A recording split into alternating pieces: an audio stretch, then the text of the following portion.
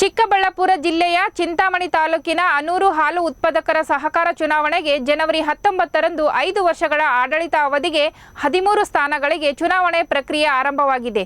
ಇನ್ನು ಕಾಂಗ್ರೆಸ್ ಪಕ್ಷದ doctor MC Sudhakar ಬೆಂಬಲಿತರು 13 ಸದಸ್ಯರು ನಿರ್ದೇಶಕರಾಗಿ ನಾಮಪತ್ರ ಸಲ್ಲಿಸಿದ್ದು, ಅವರ ವಿರುದ್ಧವಾಗಿ ಯಾರೂ ನಾಮಪತ್ರ ಸಲ್ಲಿಸದೇ ಇರುವ ಕಾರಣ 13 ಜನ ನಿರ್ದೇಶಕರಾಗಿ ಅವಿರೋಧವಾಗಿ ಆಯ್ಕೆಯಾಗಿದ್ದಾರೆ ಎಂದು ಚುನಾವಣಾಧಿಕಾರಿ ಕೃಷ್ಣರೆಡ್ಡಿ ಡಿವಿ ರವರು ಘೋಷಣೆ ಮಾಡಿದರು. ನೂತನ ಸದಸ್ಯರಾಗಿ ಸಾಮಾನ್ಯ ಸ್ಥಾನದಿಂದ ಟಿ ವೆಂಕಟೇಶಪ್ಪ, ಎಸ್ಟಿ ಸ್ಥಾನಕ್ಕೆ ನಾರಾಯಣಸ್ವಾಮಿ, ಡಿಎನ್ ಶ್ರೀಕಂಠರಾವ್, ಎಸ್ಸಿ ಸ್ಥಾನಕ್ಕೆ Konappa, AB Narayanaswamy, BCM A ಸ್ಥಾನಕ್ಕೆ Manjunath Venkatareddy, C Gopala Krishnappa, BCM B ಸ್ಥಾನಕ್ಕೆ ಎಂಎ ಕೃಷ್ಣಪ್ಪ ಭಾರತಮ್ಮ, ಮಹಿಳಾ ಮೀಸಲು ಸ್ಥಾನಕ್ಕೆ ಪ್ಯಾರಿಮಾ ಮತ್ತು ಕಳವತಮ್ಮ ಆಯ್ಕೆಯಾಗಿದ್ದಾರೆ.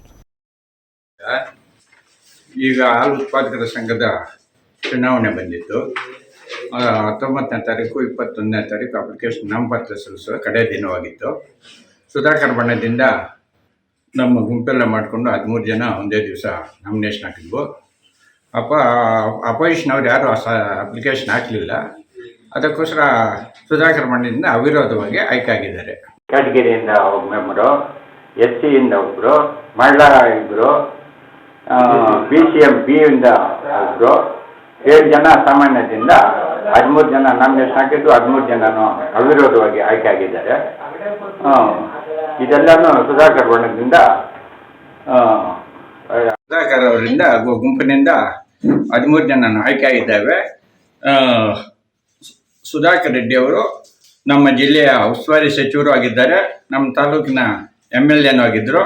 ಅವ್ರಿಗೆ ಹೃತ್ಪೂರ್ವಕ ವಂದನೆಗಳನ್ನು ಸಲ್ಲಿಸ್ತಾ 29/1/2024ರಿಂದ 5 ವರ್ಷಗಳ ಚುನಾವಣಾ ಆನೂರು ಹಾಲು ಉತ್ಪಾದಕರ ಆಡಳಿತ ಮಂಡಳಿಯ ಚುನಾವಣೆ ನಡೆಯಲು ಘೋಷಣೆ ಮಾಡ್ತಾ ಇತ್ತು.